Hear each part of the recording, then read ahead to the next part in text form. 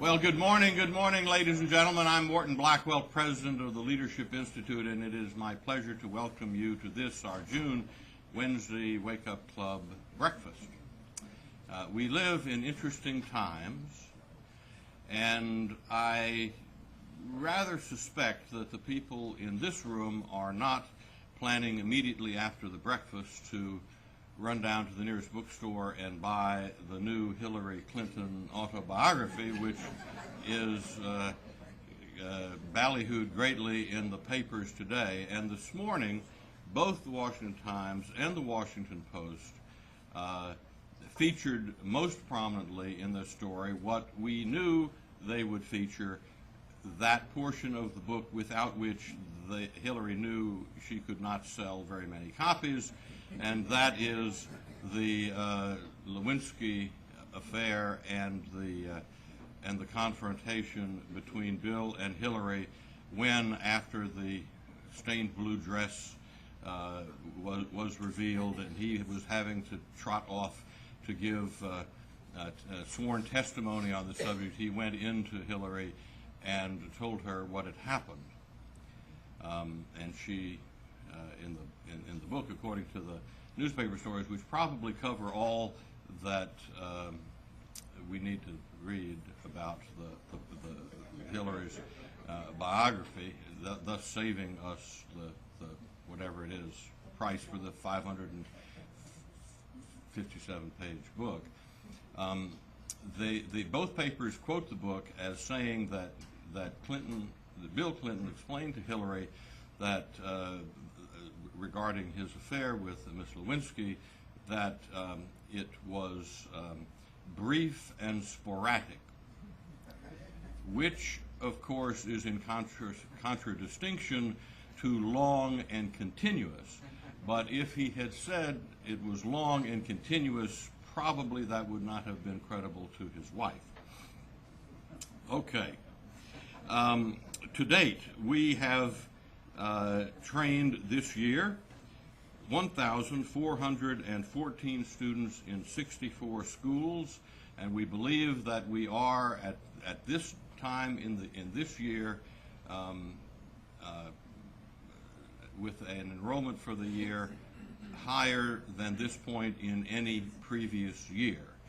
And since we are in an era for almost all nonprofits of declining revenue, and we are not an exception here, we have struggled with some success to learn how to do more with less.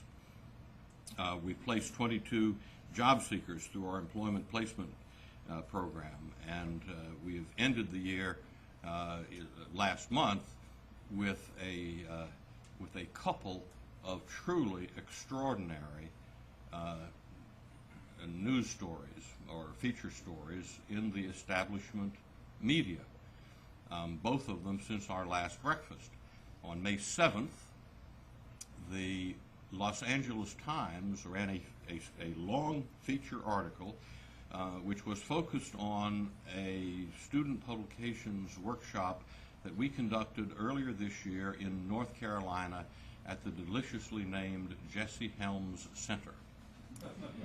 And the LA Times sent a reporter from California to cover that and wrote an extraordinary, almost favorable article about campus activity, talking about what the Institute did and what other conservative foundations are doing on campus. That article was syndicated by the LA Times and ran at least in the Seattle Times, the Chicago Tribune, the Detroit News, the Baltimore Sun, and the Charlotte Observer. And those are major papers that we know it appeared in, and we probably will find that it ran elsewhere. And then on Sunday, May 25th, a long, very long article, even longer article than the LA Times, was the cover story of the New York Times Magazine. And that article focused on the campus leadership program group that our staff have helped students organize at Bucknell University in Pennsylvania. And again, it was a long, extraordinary article, and I think it could fairly be said that as you read that long article, you have to conclude that this New York Times reporter actually liked the conservative students whom he was interviewing. And again, it covered not only the Leadership Institute's activities, but other activities on campus generated by conservative groups. The most significant aspect of it, I believe, however, was both articles essentially acknowledged as a given that the colleges and universities in this country are left-wing indoctrination centers, that students are shortchanged, that students are oppressed with political correctness, and that conservative students on campus are intelligent, committed, feisty, and having a great time fighting this imbalance on campus. It's an extraordinary admission, and I think we are at a watershed. And now it was obvious, because the New York Times is so dominant in our media, there's been a large number of follow-ons on that story, and students mentioned in the stories are graduates, people who work for groups that who work in groups that our staff have organized on campuses, have been interviewed repeatedly on Fox News and MSNBC.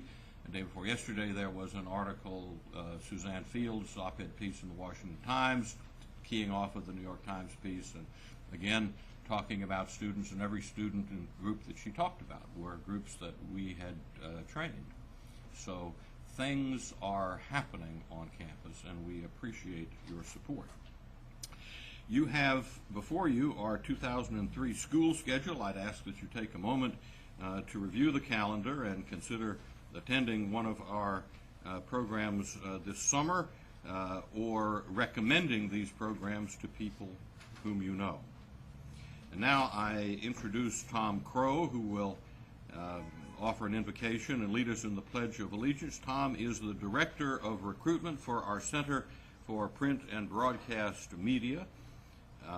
He promotes and recruits he promotes our schools and recruits students for the Broadcast Journalism School and Workshop and our Effective Television Techniques workshops. And you should note that here in this building we will have a Broadcast Journalism School and an Effective Television Techniques workshop, Level 1, next weekend, and the dates are June 6th through the 8th. Tom Crow graduated from Mount Union College in Alliance, Ohio, with a degree in political science in 2000. He's originally from Youngstown, Ohio, and has been with the Institute since February of 2001. Tom?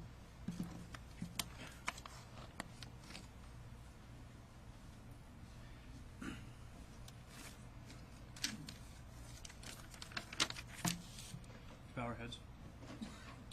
Heavenly Father, we come before you this morning in fellowship with the prayer that you will bless our gathering and our speaker. Guide his words and our thoughts this morning and all mornings as we try to determine your will in our lives.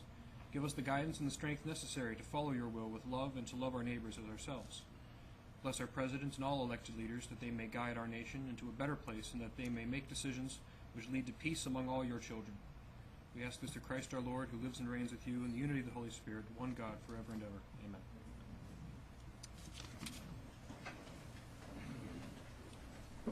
I pledge allegiance to the flag of the United States of America and to the republic for which it stands, one God, under God, indivisible, with liberty and justice for all.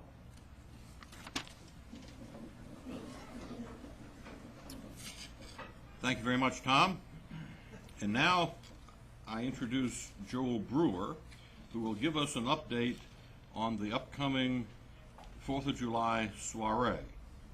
Joel is our intern and special projects coordinator here at the Leadership Institute. He is originally from Dallas, Texas, and a graduate of Southern Methodist University. Somebody hiss on Texas? He joined the Institute in February of 2002 after a brief professional indoor soccer career in Dallas. He and his wife Janessa live in nearby Alexandria. Joel?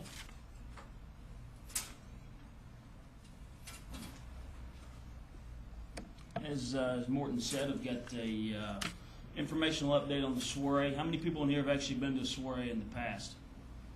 Okay. And I know that you guys have all had a good time. Last year was a great time except for the heat. I remember things shutting down probably around 3:30 when they normally run to about 5. So this year we should hopefully the weather's going to cooperate, and we should have a little bit better event. Let me get the clicker. There it is. Okay. Got a little PowerPoint presentation for you. Again, this is the 32nd Annual National 4th of July Soiree. We've got one big change this year, and that's the new location. You guys, for the last 9, 10, 11 years, we've been out at Fort Hunt State Park. This year, due to some new requirements and restrictions from the Park Authority and everything, we've had to change it. However, even though it's going to be in a new location, it's the same great soiree. It's going to be at the Bull Run Park in Centerville, Virginia, which is just west, go down 66, exit 52. Very easy to get to. Again, it's the same time, wind, 12 to 5 p.m., same event. This year so far, we're going to have obviously every year we have 2 speakers. One is an award winner, and one is also our keynote speaker. Our keynote speaker is to be determined. We're very close to nailing that down. We are going to be presenting our 3rd Annual Patriots Award to Mr. Paul Wyrick, who we all know has done some great things over the years with the conservative movement. So he'll be receiving our award. And again, the speaker will be announced very shortly. Check back on our website in the next couple of days. We should have that nailed down. All right, again, you ask, well, what is the soiree? Some of you guys don't know what it's about. It's a great time. Again, last year we had 850 people. The year before that we had 1,500. Conservatives come out with their families. This is a very patriotic event. We want to celebrate July 4th in style. So this is kind of what we offer here. First of all, it's free. I'll get to a parking situation. You may have to pay for parking. You may not. Depends on where you live. We'll talk about that in a second. But it is free. The event's free. We provide roast pig and turkey. We've got a couple who've been coming for the last several years. They bring up their smoker. It's a great event. They come in. They cook roast pig. They sometimes have ham, turkey. It's just a great event. They park it right out next to the shelter where we do the soiree, and they cook all day. I mean, hundreds of pounds of meat. It's incredible. So they'll be out there. We're also going to have beer and soft drinks. Okay? No description needed there. Dixieland Band, the band from Tin Pan Alley. They've been there the last few years. They'll be out again this year playing your favorites and your bluegrass hits and other favorite patriotic songs from over the years. We'll also have patriotic speeches. Again, Mr. Wyrick will receive the award. He'll say a few words. And then the keynote speaker will also have a chance to address you guys and get everybody pretty rowdy for what should be a good July 4th celebration.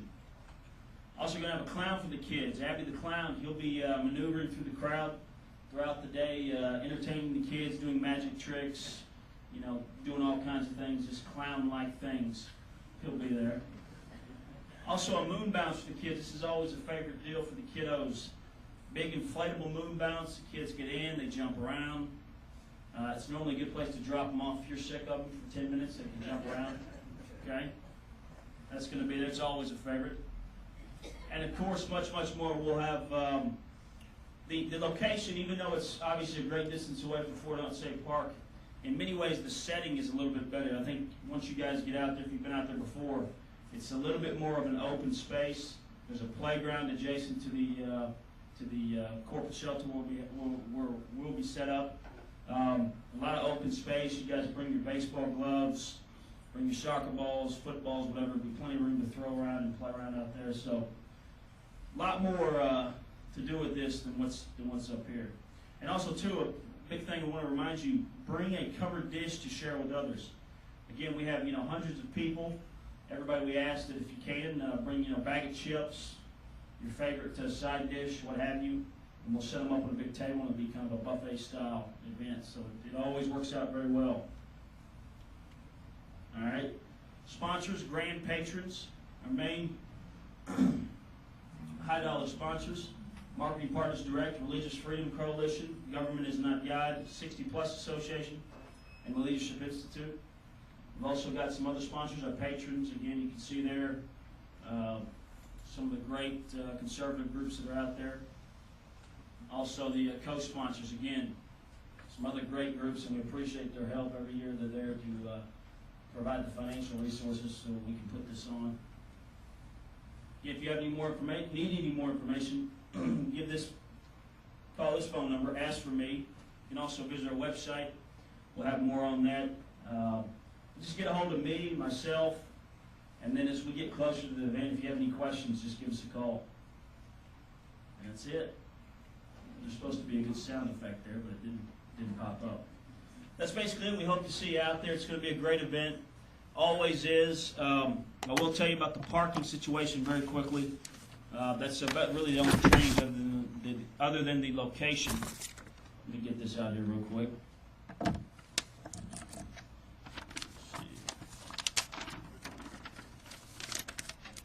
All right, as I said, parking will be free for residents of Fairfax, Arlington, and Loudoun counties, and the cities of Alexandria, Falls Church, and Fairfax.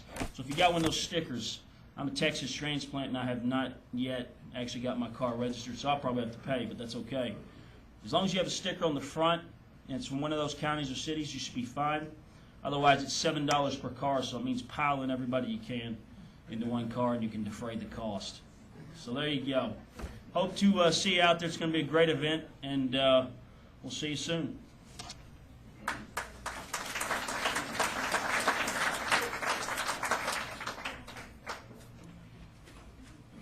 Thank you very much, Joel. And as I'm sure everybody understood, the parking fee is not collected by the Leadership Institute. It's a requirement for the regional park, so we're not going to get any of that. But maybe if you live in Maryland or the district, you can borrow a car from somebody in Virginia and save $7. Maybe that would work. And now to introduce our featured speaker, I present to you Christian Roby. Christian has worked for various conservative and free market organizations such as Cato, the Americans for Tax Reform, the Foundation for Economic Education, and Citizens for a Sound Economy. He is now on his second stint of duty with us, and I think he's settled down. At least he claims that he is. He after experimenting around, he found out where he is most comfortable, and he is here, and we're glad to have him. He's currently the director of recruitment here at the Leadership Institute, and he's responsible for recruiting conservative students for the Institute's programs and seminars. Christian graduated from Virginia Tech with a degree in philosophy in 1998 and is currently studying law at George Mason University. He's a native of Virginia and currently resides in Alexandria. Christian Roby.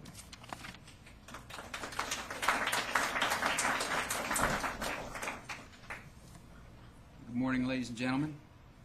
Our speaker this morning, Trulock, is the Associate Editor of the Accuracy and Media Report, the Director of Media Relations at Free Congress Foundation, the former Director of the Office of Intelligence for the U.S. Department of Energy, and Chief of Counterintelligence from 1994 to 1998.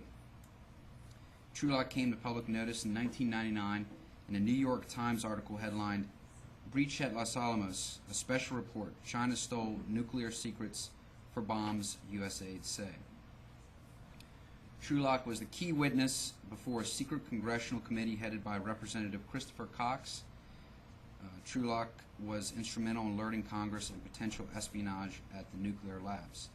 He is the author of code name Kindred Spirit, Inside the Chinese Nuclear Espionage Scandal.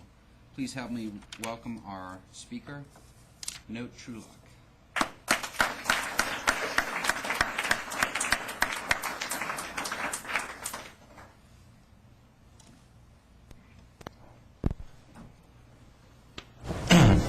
Thank you, Christian. Thanks to Morton and others for inviting me here today. Naomi, been very gracious, helping me get in the door here.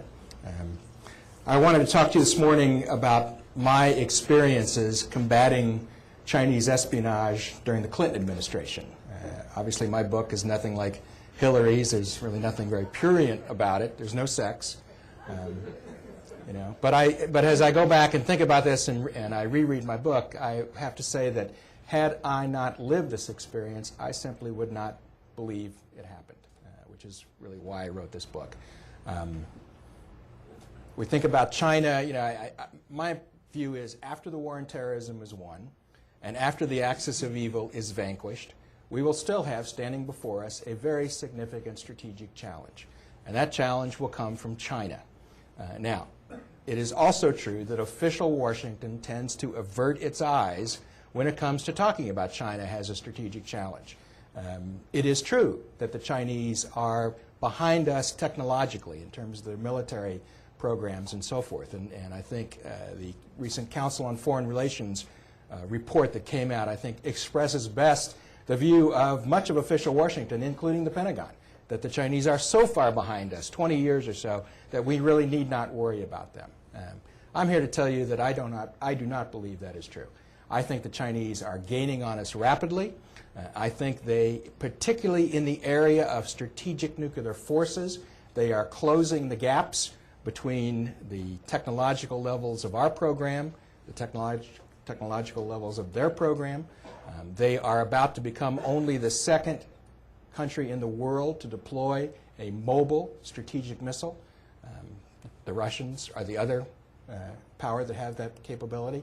And the Chinese would not have been able to develop and deploy that capability without resort to espionage. And that's what I'm here to talk to you about today. We first uncovered hard evidence of Chinese espionage targeted at our nuclear laboratories, Los Alamos, Livermore, and elsewhere in 1995. When we took this information out to the CIA, met with a man named Paul Redmond. I don't know if anyone in the room here knows him, sort of the chief spy catcher at the agency. He looked at the material we lay out before him and he said, this could be as bad as the Rosenbergs case. He repeated that in the New York Times article that Christian mentioned, and it was widely scoffed at, in official Washington. And it became quite common in the Washington Post and the New York Times and elsewhere to dismiss the notion that the Chinese had been conducting espionage against us, and that perhaps there was no espionage whatsoever.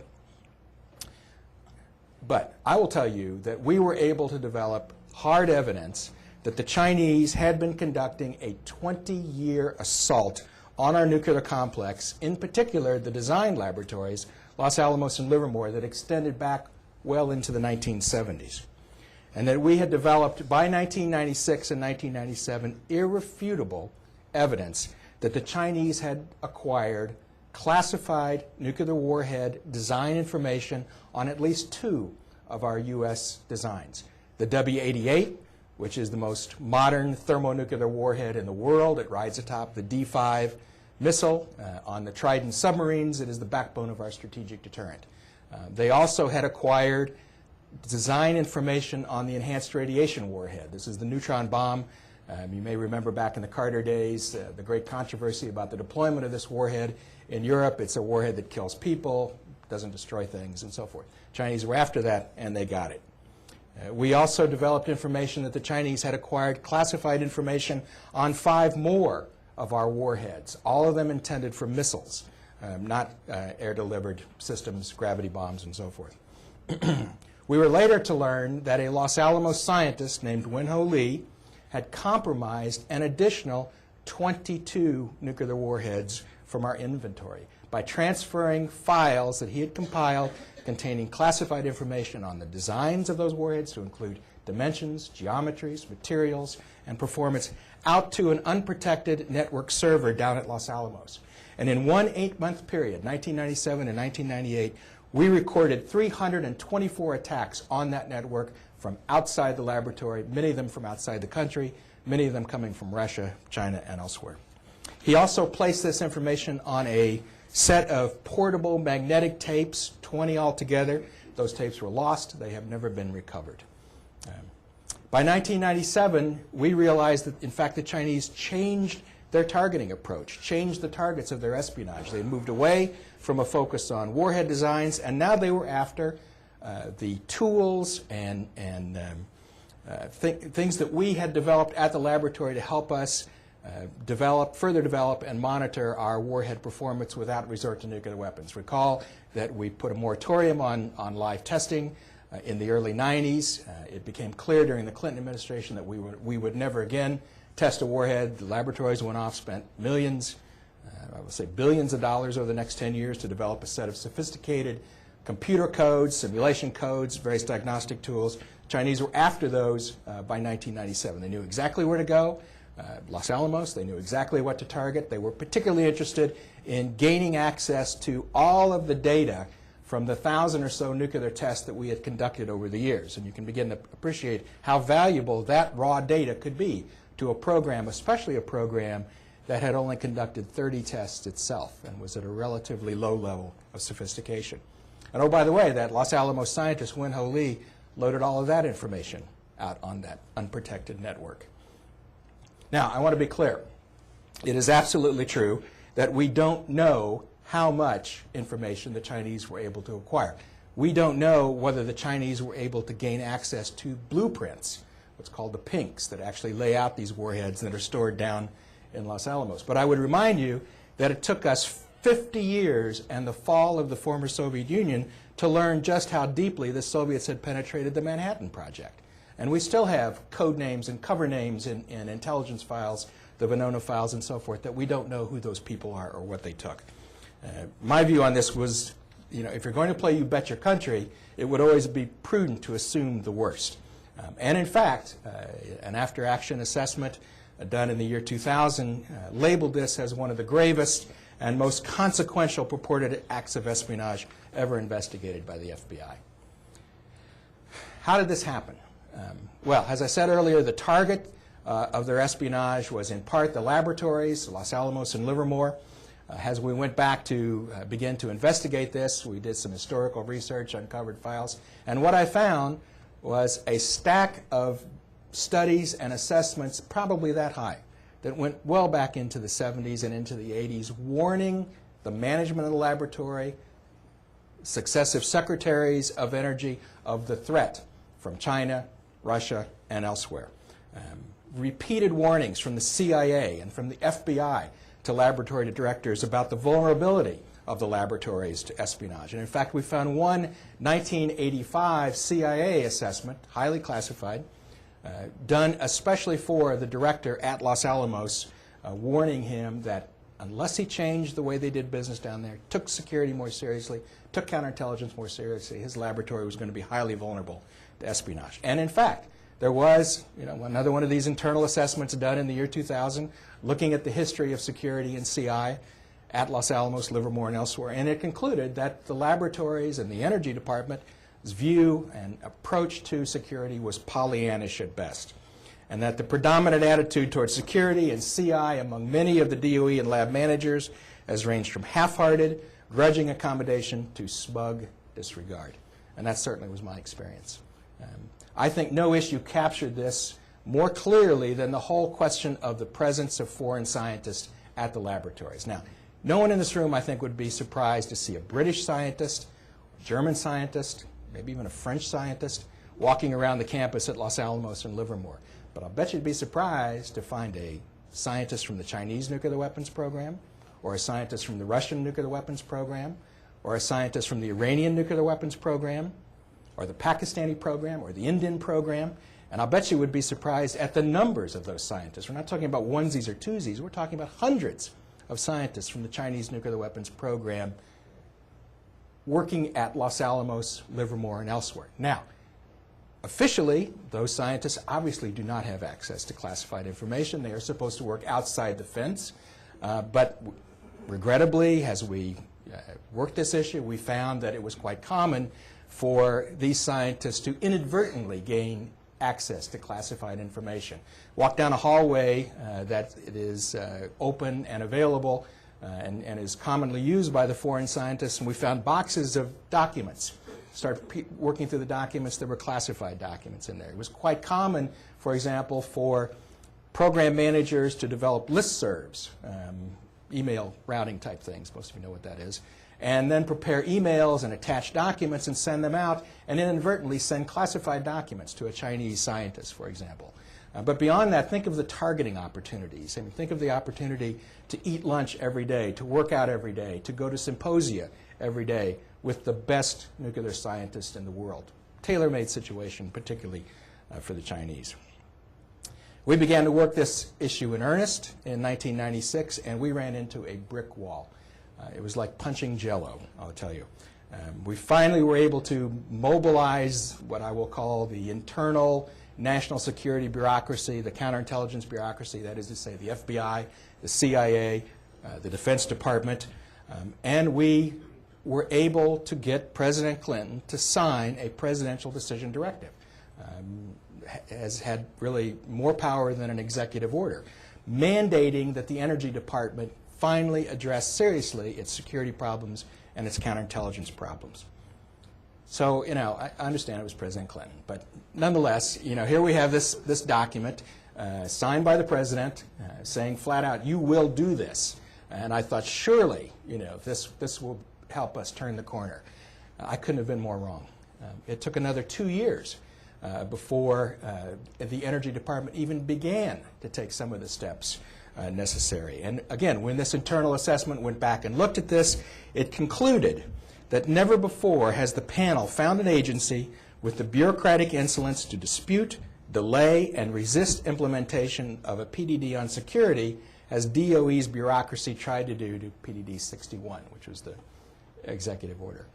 I'm here to tell you today that it is my impression from looking on the outside, talking to people that are in the laboratory, still at the Energy Department, that while you know, certainly there is more money being expended, there are more people involved, there are better policies and procedures on the book, that very little has actually changed at the laboratories.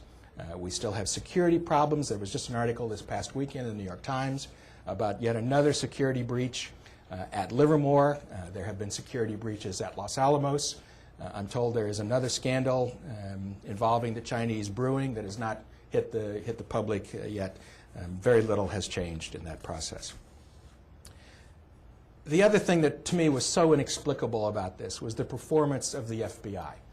Now, we, you know, after 9/11 and Hansen and all that, we sort of now have a better understanding of some of the problems, shortfalls, and vulnerabilities at the FBI. But, you know, from 1996, 1997, I was still, you know, sort of had that sort of childhood awe of the Bureau, you know. To me, the Bureau's performance on this case was simply inexplicable. The whodunit part of this began in 1995. We tried to turn the case over to the FBI then. I mean, with clear-cut evidence of espionage. The FBI said, no, we will not take it. It's too old, it's too cold. So they sent us off on what was known as an administrative inquiry. Now, I had one counterintelligence investigator working for me, one.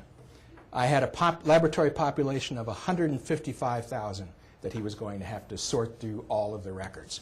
So I went to the Bureau, did my starving wives and children routine, whined about how Hazel O'Leary was killing me and so forth. And the Bureau understood and ponied up one more counterintelligence investigator. So I had two counterintelligence investigators to review 155,000 files. Obviously, we needed some filters. We set up those filters. They had to do with access to the W88 information, TSQ. That cut out about 70,000 employees. Now we were down to just 55,000. Then we started looking at travel to China, opportunity, obviously. And that brought us down even further. We looked at individuals who we knew had been interacting with the Chinese visitors when they came to the laboratories. That got us down even further. So we have opportunity, access. That's two parts of the holy trinity of espionage. The third is motivation. We looked at security folders, the personnel security folders, to look for what was known as anomalies. Anomalies became a hot topic after the Alder James case. The reason for that is Alder James was a GS-14 out at CIA. Most of you remember him, the Soviet spy. The GS-14 drove a red new Jaguar to work every day and parked it in the parking lot. A GS-14 bought a $600,000 home over in North Arlington and paid for it in cash in the mid-1980s. And no one at the agency thought that that might be something that they would want to take a look at. So obviously, we finally kind of woke up to anomalies as an issue. So we started going through these personal security folders, and we came up with 12 names. Now, each of those 12 had something in their folder that set off warning bells. I'll give you an example. One of the individuals, access to the W88 information, traveled to China, top secret Q clearance, was an avowed Maoist. and had publicly, in China and in the United States, advocated the forcible reunification of Taiwan to the Chinese mainland. And the question I got, of course, always was, how did this person get a clearance in the first place? Well, fortunately, I was able to say, not my job. I was only responsible for the intelligence part of this, not the other side of this. But that's an example of what we were dealing with here. We turned that list over to the FBI. The FBI immediately tore off 10 names and focused in like a laser on that Los Alamos scientist, Wen-Ho Lee, and his wife. It turns out, we learned in retrospect, the FBI didn't tell us at the time. In fact, the Bureau had a very long history with Dr. Lee, going all the way back to 1982. And in 1996, when the Bureau opened its full field counterintelligence investigation of Dr. Lee, that was the third time he had been the subject of an FBI counterintelligence investigation. And in fact, the Director of Security in 1984 had recommended that Lee be fired after he had already been involved with the FBI once, but the director down there ignored that recommendation. The bottom line on Lee was given to us by Randy Bellows, a federal prosecutor down here. In his report, he believes that there was sufficient probable cause to believe that Lee was an agent of a foreign power, that is to say, a U.S. person currently engaged in clandestine intelligence activities for or on behalf of the PRC. Now, that is a very different image from the one that has been presented in the media, in his book on 60 Minutes and so forth, this poor little scientist that was abused by these big, nasty bureaucrats back in Washington. And so, forgotten, covered over in all of this was Lee's own track record. But given that, wouldn't you then expect the FBI to launch a vigorous counterintelligence investigation as they promised us that they would do? What I learned in the preparation of this book in the year 2000, 2001 is, in fact, the FBI did very little over the 3 years that the counterintelligence investigation ran on this. They never worked the case full time. It was always worked on a part-time basis. It was on the bottom of a list of the field office priorities down in Albuquerque. Agents that were assigned to the case from headquarters were diverted immediately to other tasks, like Indian reservation crime, bank robberies, background security checks, rather than work on an espionage case. The Bureau never conducted surveillance on Dr. Lee of any kind. Physical surveillance, electronic surveillance, and they never looked at his computers. Not once. Now, we learned in, well, I was still in the government, and then later this came out, that in 1997, after the counterintelligence investigation had already been ongoing for a year, that Dr. Lee made his last and best portable magnetic tape. He downloaded all of the latest information on the W-88, all of the latest information on another warhead, out onto that unclassified server, onto a portable magnetic tape. This was almost a year and a half after the counterintelligence investigation was supposedly already underway. FBI never bothered to look at his computers. Had they even glanced at the computers, they could have seen this. They never interviewed his supervisors, his co-workers. They never really determined just what he was working on. They never reviewed his work product, classified or otherwise. They refused to conduct a trash cover, what's known as a trash cover. This is one of the things, one of the techniques common in counterintelligence. You drive by in the middle of the night, pick up the guy's trash, take it to an off-site place, go through it and look for evidence of financial aspects or things like that. Nope, couldn't be bothered with that. In fact, they never did a financial analysis of Dr. Lee. Never looked at it. Inexplicable behavior. I mean, I have continually searched for an explanation for this.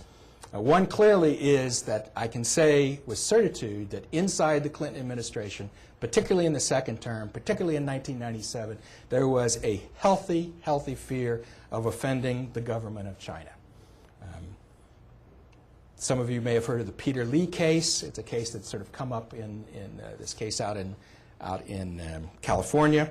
Dr. Lee was also a scientist at Los Alamos and Livermore. I saw a video of his confession that he confessed that he had been giving the Chinese classified nuclear warhead design information as far back as 1985. He confessed that he had been giving the Chinese classified information on a black Navy ASW program, a black program, super secret, and yet the assistant U.S. attorney would later tell Congress that justice had him wait to indict Peter Lee until after the Chinese-U.S. presidential summit in 1997.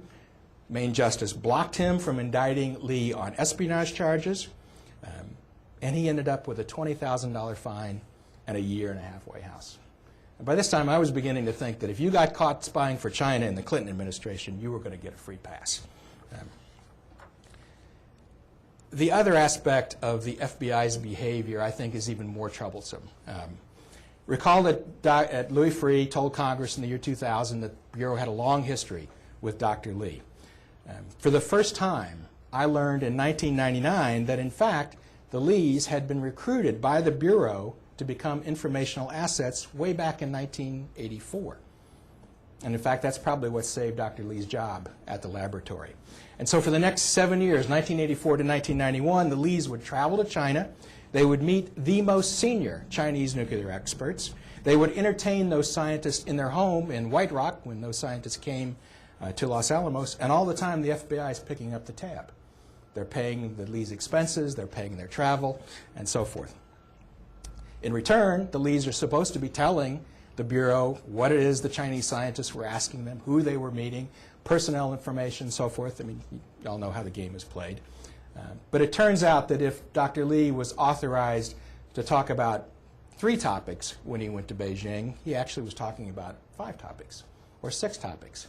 Because the FBI learned in 1994 that, in fact, all along, Dr. Lee had been helping the Chinese improve their nuclear computer codes, and that he was using information from the classified codes that he himself was working on and developing back in Los Alamos and giving that to the Chinese.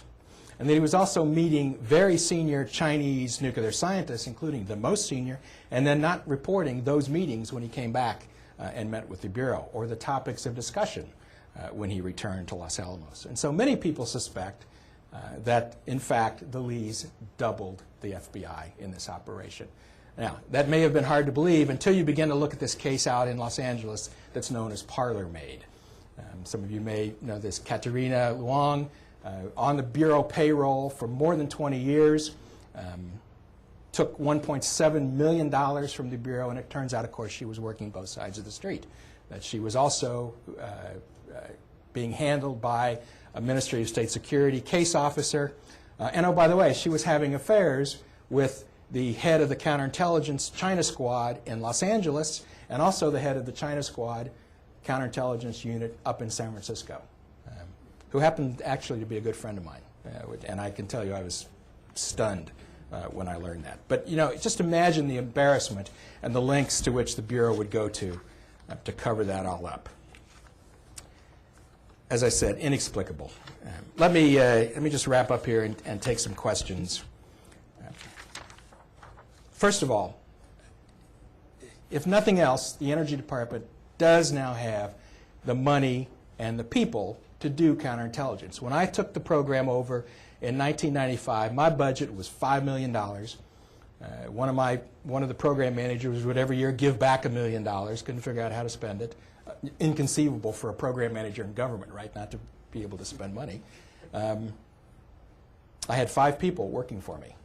There are today nearly 100 people working in counterintelligence over in the Energy Department. That's probably 4 or 5 times as many as are actually out in the laboratories where the rubber meets the road. Nonetheless, the people are there. Their budget is on the order of $60 to $70 million a year. So they've got the resources, got the people, but yet cannot bring themselves to come to grips with, to confront the threat of espionage, particularly from China. And then, of course, there's the whole question of China that I started with here. My view on this, sort of the outcome of China, the nature of the challenge from China, how we deal with them, I always took the view that that was above my pay grade. I was an intelligence officer. Intelligence officers don't make policy. However, it is clear to me that we need to think hard about how we go about protecting against the transfer of our strategic technologies and expertise. It is my view that the U.S. defense technologies, nuclear technologies, and so forth, IT, are almost on a daily basis being ripped off in a major way by the Chinese. I think the national security bureaucracy handling of this case, Kindred Spirit, in many ways foreshadowed what happened on 9/11. One of the things that was driving the bureaucracy, the laboratories throughout this was the mentality of, it can't happen here. We're better than this. We're too smart to get caught on this. The Bureau was held back by some real and imagined constraints on their use of critical tools like the Foreign Intelligence Surveillance Act. The same sort of problems that occurred when they tried to apply it to Zacharias Moussaoui up in Minneapolis, we encountered in an effort to get a FISA on Win Ho Lee. So it seems to me that we desperately need to learn and understand these lessons and to regard against repeat behaviors. So why don't I stop there? I'm happy to take any questions that you all would have. I brought a few copies of my book along. So you want me to moderate this? Sir. Seems like you've outlined we all worked at the press back in the years that there really came from the problem. I mean, that seems to be what the problem is. The director after the lab, she was, her whole thing was let's open this well up. So, I mean, you're not going to, it's like you're almost implying now that this was something that happened because we weren't attentive. I mean, this sounds far more sinister to me, and I'm just curious. Well, I think the problem is twofold. I mean, the scientists themselves do not believe, that they would ever be in a position where they would compromise classified information, or they would ever give up or that the Chinese would ever be smart enough to elicit classified information from them. I mean, that's one problem. Clearly, there is a mindset up at the top, that it can happen, and moreover, and this is particularly true in the Clinton administration. Openness, international cooperation, comprehensive test ban treaty, all of those things were more important than security and counterintelligence. I will tell you that the espionage, I wish I could say this was just a Clinton problem, but the espionage went well back into the 70s, continued through the 80s. What was unique, I thought, about the Clinton administration was that we uncovered it on our watch. That makes me part of the administration. Which, I assure you I was a bureaucrat, not a political appointee. But we uncovered it on our watch, and I fully expected that they would do something about it. And they didn't. I mean, there were just other things that were of higher priority. The real problem came about in the second Clinton administration. That's where we really ran into the toughest. I know O'Leary gets a bad rap, justifiably, but O'Leary knew about this and was helping us work it. She left. We got a new crew in, John Podesta in the White House and others, and really the interest in taking this case on evaporated at that point. There were just higher priorities. Now, can I just, one more point? I hesitate to say this, but during the testimony, during the hearings that were held in 1999, it was common for particularly Republican senators like Pete Domenici and others to pound on the table and rant about the reason this happened was that Clinton put these people in the leadership positions in the Energy Department that had no background in national security, had no background in intelligence, and so forth. And by God, when we get a chance to vote for an energy secretary, we're going to make sure that that energy secretary has that kind of experience. Anybody know who the energy secretary is today and what his background was? Spencer Abraham, one-term, failed U.S. senator whose only distinction with regard to energy, as far as I know, is that he advocated the abolition of the department during his years, which is not a bad idea, by the way. But beyond that, he had no. My point is, he had no national security background. Sir. Am I correct that I dimly recall reading that Dr. Lee had been cleared of all charges? The way this whole thing finally came out. As the government was about to shut down the case altogether, they uncovered this massive amount of files he had put out on his computer, his classified computer. He was indicted on 59 counts of mishandling classified information and some aspects of the Atomic Energy Act. Had the Justice Department prosecuted this in any sort of effective manner, he'd be in jail today. But of course, the performance of the Justice Department was really no better than the performance of the Bureau in this, and it became clear as the closer we got to the election, the less appetite Justice had for pursuing this thing. And in fact, we know that Mineta at that point went down to Atlanta and met with Win Ho Lee's daughter and assured her that everything was going to come out okay. This was 2 weeks before sort of the denouement of the case. Bottom line, Lee was offered a plea bargain, 1 count mishandling classified information, time served, a fine. In return, he would tell the Bureau what he had done with these 20 portable magnetic tapes. And Louis Freeh came back, told the Congress, don't worry, we've got it all. In fact, those tapes have never been recovered. We don't know where those tapes are. And about a year and a half later, the Justice Department very quietly went to Mrs. Lee and offered her limited immunity for any information that she could provide them on the whereabouts of these tapes. Those tapes have never been found. So yeah, he basically, basically walked. He's a convicted felon, but he said in his book, look, I never voted for president. I don't intend to be a politician, and I don't own a gun.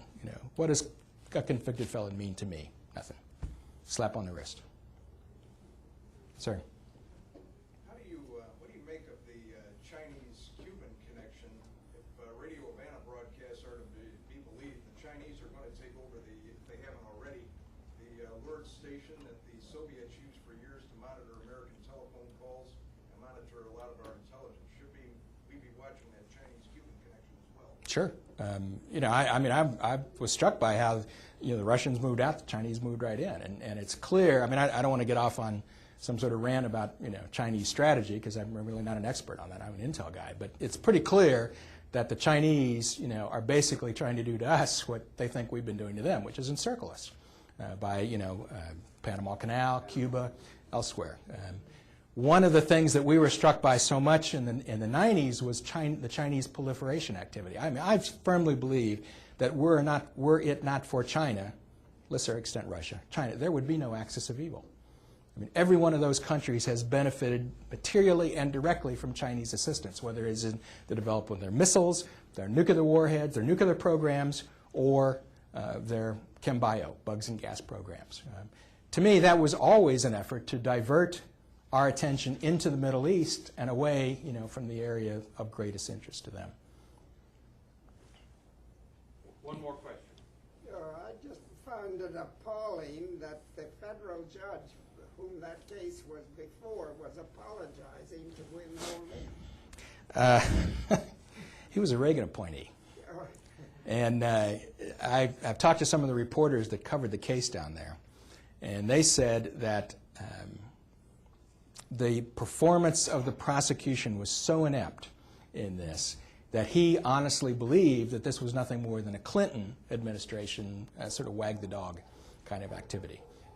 That Lee in fact was being persecuted, he was a scapegoat. Nothing could be further from the truth, but that's where the guy came out. Yeah, it was remarkable. Thank you. Okay, thank you. My pleasure. Thank you.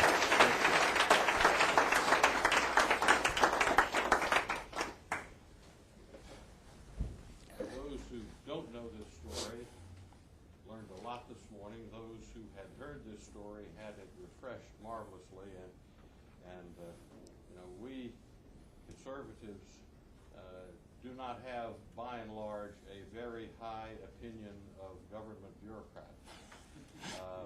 Shocking. I think with good reason, but the truth of the matter is, you're the kind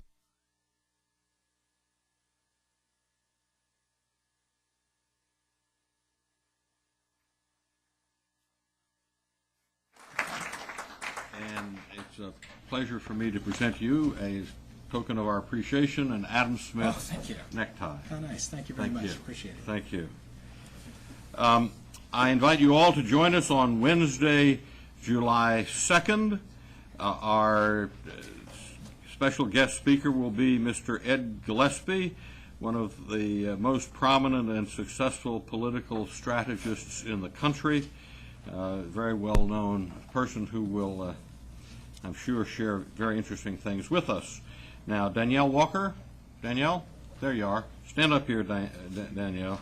Those of you who would like a tour of the building, Danielle is going to be pleased to walk you around, and we're always happy to have people tour. There are always new and interesting things going on here, and so if you want a tour, Danielle's your gal to do that for us. I thank you all very much and hope to see you again soon. Thank you.